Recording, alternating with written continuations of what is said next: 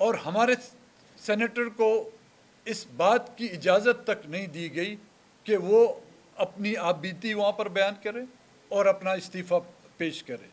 تو مجبوراً آج پھر ہمیں آپ لوگوں کے سامنے آنا پڑا ہے. اور قاسم رونجو صاحب جو ہمارے پارٹی کے جو پارلیمانی لیڈر بھی ہیں سینٹ میں، سینیٹر ہیں، وہ اپنی آپ بیتی بتائیں گے. آپ پہلے بات کریں گے؟ میں بس آپ کے ساتھ جی راجہ صاحب بھی بیٹھے ہوئے، وہ کچھ بات کر لیں، پھر میں قاسم رونجو صاحب سے کہوں گا.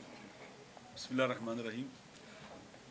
میں تو اختر جان مینگل صاحب کے ساتھ آیا کہ جو ظلم اور زیادتی ہوئی ہے، جو لا قانونیت اور غیر آئینی اقدامات اٹھائے گئے ہیں، اور جس طرح سے ان کے سینیٹرز کو اغوا کیا گیا، اٹھایا گیا، اس کی ہم مذمت کرتے ہیں. میں نے پارلیمنٹ میں مذمت کی تھی، سینٹ میں مذمت کی تھی.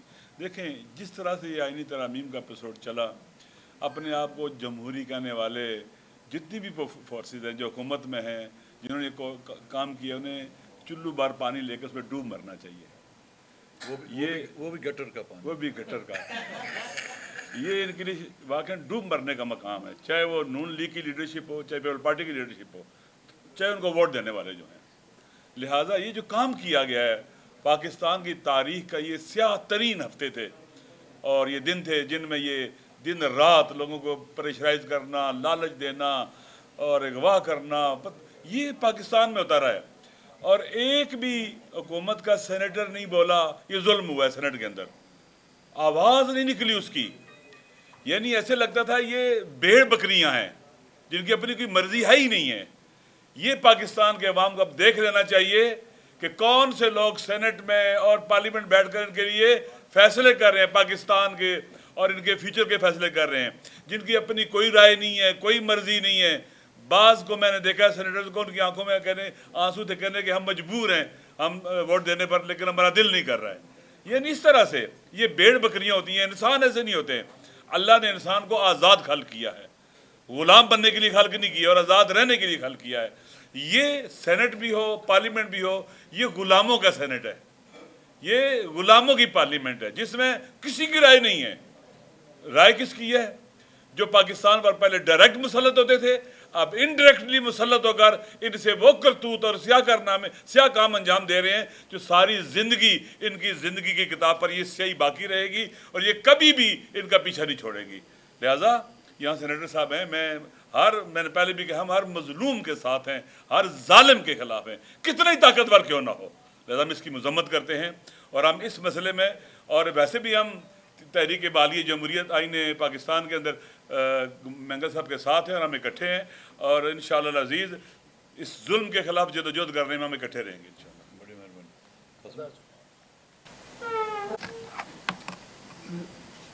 میرے پریس کے میڈیا کے دوستوں، عزیزوں، ادھر کوئی بڑی لمبی چوڑی بات نہیں ہے. بس میں ایک ادنا ورکر تھا بلوچستان نیشنل پارٹی کا. بچپن سے ہی صدر عطا اللہ مینگل کی باتیں، ون یونٹ کے زمانے میں سے لے کے ون یونٹ کو توڑنا، پھر ون یونٹ کو واپس صوبے بحال کرنا، اور بہت ساری ان کی خدمات ہیں بلوچستان کے لیے ہمارے. ان کو دیکھ کے ان سے بہت متاثر تھا. ابھی جلا وطنی کے زمانے میں ابھی جب آئے وہ تو ملاقات ہوئی تو مجھے انہوں نے خود ہی کہا کہ آپ آ جاؤ، میرے ساتھ شامل ہو جاؤ، اور بچوں کے ساتھ کام کرو، کیونکہ تمہارے علاقہ سب سے پیچھے ہے. اور ان کے الفاظ تھے کہ 77 سال، 75 سال انہوں نے بولا ہوگا، ابھی 77 ہو گئے ہوں گے، ایک ہی آدمی جیتتا آ رہا ہے، تو کوئی آدمی ہے نہیں ادھر، کوئی لڑکا نوجوان یا کوئی بڑا. 70 سال سے ایک آدمی کو کوئی خفیہ طاقتیں جتواتی آ رہی ہیں. تو آپ تھوڑا ہمت کرو، آپ کو اللہ نے دیا بھی ہے. ان کے کہنے پہ ان کی بلکہ پوری سیاست سے متاثر تھا میں، ان کی پوری سیاست سے کہ بھائی وہ غریبوں کے لیے انسان کوئی ایسا ہو جو اویلیبل ہو. وہ سوچ کے میں آیا کہ میں بھی کچھ کروں اپنے علاقے کے لیے. لیکن یہ 3.5 سال کی داستان میں ابھی بیان نہیں کر سکتا آپ سے. بہت عذاب سے میرے کٹے ہیں یہ جو سینیٹ کے 3 سال 3.5 سال. قومی اسمبلی کے بل آتے تھے، آئین چل رہا تھا بھائی، پبلک ایشو پہ بات کرنے کے لیے تھوڑا سا وقت کبھی مل جاتا تھا. تو یہ اس طرح کی یہ داستان ہے اس ملک کی. یہاں جو حاکم ہیں ان کی چلتی ہے، ان کے فیصلے چلتے ہیں، وہ فیصلے کرواتے ہیں اور عمل بھی کرواتے ہیں. سب چیزیں یہ سب ہوا ہے ادھر، ہمیشہ سے ہوتا رہا ہے، ابھی کی تاریخ نہیں ہے، آج کی نہیں ہے. یہ پورے 70 سال سے یہی چل رہا ہے ادھر.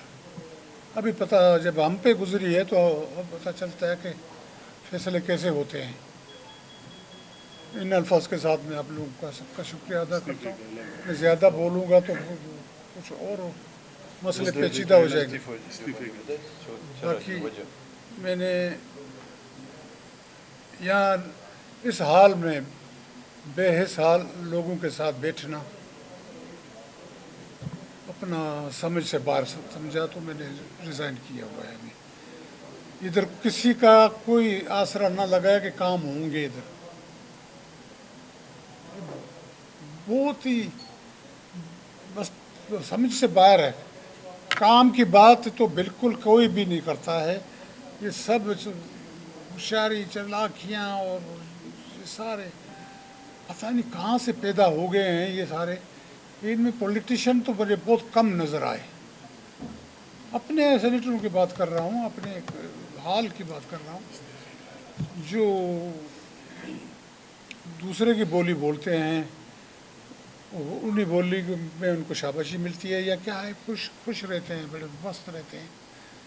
میں نے کہا ان کو تو عوام کا تو کیا ہے، غریب عوام کہاں کس حال میں پڑی ہوئی ہے کیا ہے، تو یہ تو ان کو تعلق ہی نہیں ہے. آپ اپنی بیٹی بھی سر تھوڑی سی سنا دیں، کیا ہوا آپ کے ساتھ، یہ تفصیلات تھوڑی سی بتا دیں. آپ بیٹی بتا دیں. تفصیلات کو کوئی خاص نہیں ہے. یہ زوراور لوگ تھے جو بھی تھے، جہاں سے بھی آئے تھے. 6 دن مجھے مہمان بنایا، 6 دن 7 دن. وہ مچھروں کے کاٹنے سے ایک پہلے میں ڈائلسس کا مریض ہوں، اور اس حالت میں مجھے 2 دفعہ ڈائلسس بھی کروایا، لے گئے تھے اسپتال. اس کے بعد مچھروں کے اندر سے ملیریا ہو گیا، اور اس ملیریا کے اندر پھر لے گئے اسپتال. تو یہ تو سلسلے انہوں نے کیے، ان کا اخلاق تھا. بہرحال جو بھی ہے، لیکن میں یہ کہہ رہا ہوں کہ مجھے گھر چھوڑو، میں بھاگ تو نہیں جا رہا ہوں پاکستان سے. میں نہیں 4 دن مہمان ہو، 2 دن ہمارا بھی کھانا کھاؤ پلانا جب کھائے. یہ اسی قسم کی باتیں رہی. آپ کا موبائل فون اور جو ٹی وی اخبارات تک ایکسیس، سوشل میڈیا تک ایکسیس سب کچھ بند کیا؟ یہ تو شروع سے لے لیے، جیب سے نکال لیے. پہلے آدھے گھنٹے نہیں 15 منٹ میں میرے لے لیے. وہ میرا بیٹا بھی یہ سامنے ہے، یہ ساتھ تھا. ابھی آپ نے بات کی کہ طاقتور جو ہے وہ آپ کو لے کر گئے تھے. ان کو اختر جان بینگل صاحب، آپ بڑے سینئر پولیٹیشین ہیں، ان کو طاقتور بنایا کس نے؟ جی، طاقتوروں کو طاقتور بنایا کس نے؟ طاقتوروں کو طاقتور یہاں کے جو ہماری سیاسی قیادت ہے، یہاں کی جو پولیٹیکل پارٹیاں ہیں، جن کو عوام کا خیال نہیں، جن کو صرف اور صرف اقتدار کی ہوس سے، انہوں نے ان کو طاقتور بنایا. اور ان کو یہ معلوم ہے کہ اقتدار بغیر ان کی چاپلوسی، آپ نے خود نہیں دیکھا تھا جی،